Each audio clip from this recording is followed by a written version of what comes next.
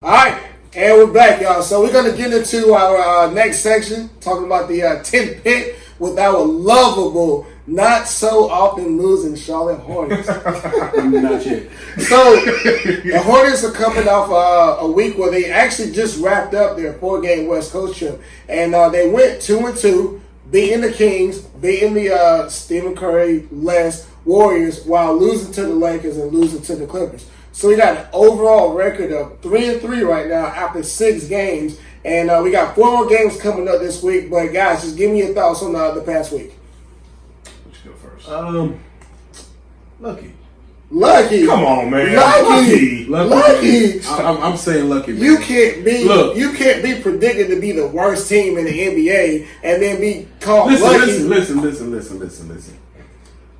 This dude don't want to give us no credit. No, I'm not. I'm a realist. So we played the Lakers and the Clippers. Expected losses. Okay. We hung in tight, tough with them through 3 quarters.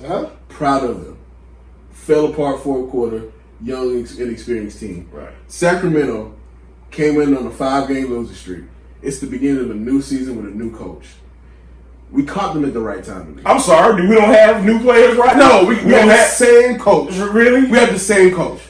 Continuity. Now, I don't know how much validity this carries, but that ESPN predictor app is pretty doggone spot on more often than not, because we used it last year. And this week, ESPN predictor app had the Sacramento Kings with a 79% chance of, it was probably more than that, of beating the Hornets. So they probably should have beat us, but they're in train wreck. I mean, they're trying to get it together. It's the beginning of the year. If you remember the tanking 76ers, they started out like 4-2, and they finished with 17 wins. 17-18 wins. Let me throw a wrench in your argument about the Kings in particular. Let's not act like we went down double digits at some point in that game. So you got to give us a little bit of credit as a young, inexperienced team ourselves for at least getting it together and coming back and winning the game on a West Coast road trip, on an away game, on a game when you played your 3rd game in about 4 days. So come on, man. Give us some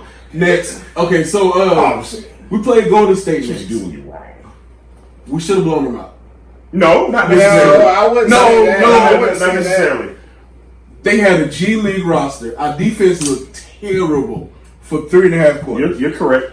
And that's not sustainable. But we knew the defense was going to be a problem this season. And the offense anyway. was bad too, man. The offense was bad. Like we were lucky to come out that game with a win. Like it's actually cool to celebrate, but I'm more excited about the actual development of the kids. I don't give a crap about a win or not. We're not making the playoffs. We're not winning more than 25 games. Sorry, Vince, but I just want to see the kids get better. So, first of all, Vince, I don't know how you keep getting this stuff right. You do somehow. I just want to mention that. All right. So, and for those of you that didn't listen to last week's episode, I predicted that the Hornets would be 3-3 after the West Coast road trip. Now, I the one that I loosely predicted, and I will say loosely, is the Kings win. I said I might get that one, and I wasn't too confident about that. But kind of to go over the week, same thing, Lakers and Clippers. We kind of knew what to expect. I'll give us like that much credit for holding LeBron under 40. Clippers, they're the Clippers, man. They're a deep team. They did what they were supposed to do against us. Me and Rodney feel very differently about the Kings win. We really do. We do. I'm more impressed with that win than Rodney is, because the thing is, this team in the past with Kemba Walker would have lost that game. I think we lose that game. No, it has nothing to do with Kemba. No, last year, if this 4-game road trip happens last year, we come back with 0-4. We don't win a game. We come back 0-4. We don't win a game. We come back 0-4. We don't win a game. We've seen it. We've seen it. Look, I'm not talking about Kemba Walker himself.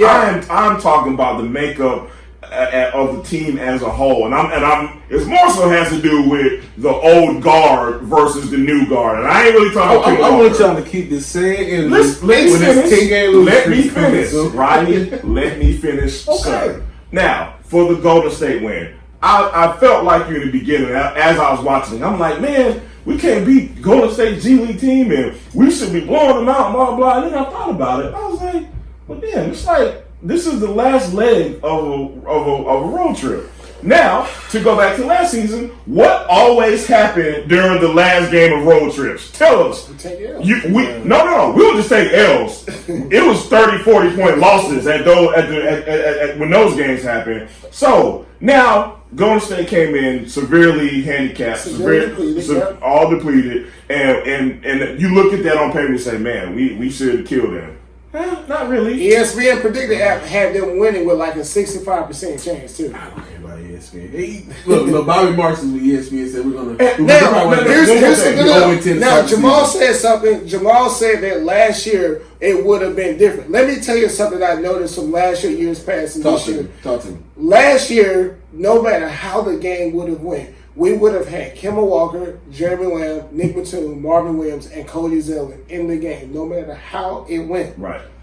The Warriors game, Cody Zeller went to the bench. For Cody Martin. And Cody Martin 2 months ago wasn't even looking like he was going to make the team. Right. And Cody Martin, and he made 2 defensive plays. And Borrego looked like a damn genius. He looked like a genius. That doesn't happen the last 2 years. Look, not to sound repetitive, but it is worth noting since you made that point. It is very telling when James Borrego this summer said, I'm going to play guys who I think need to play regardless of contracts, regardless of tenure on his team, regardless of all that stuff. And we're seeing it.